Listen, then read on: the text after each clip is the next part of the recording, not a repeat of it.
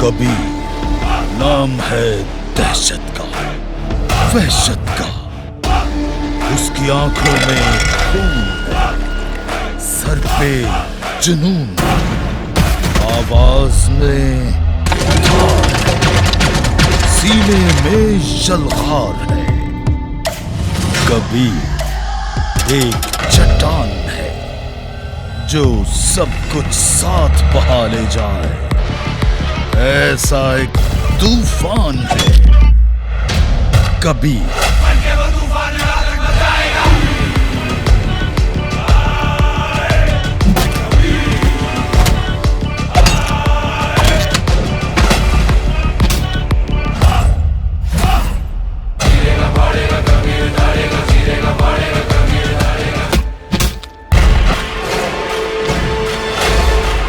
दिल ये मेरा सिर्फ तुझको ही चाहे।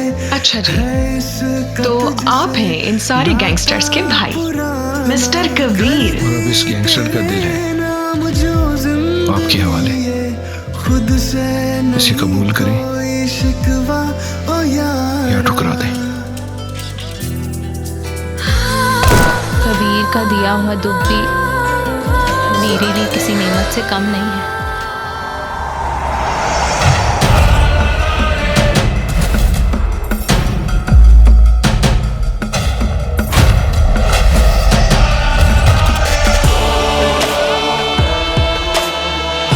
तूफान के आने से पहले हमेशा ऐसी ही खामोशी होती है।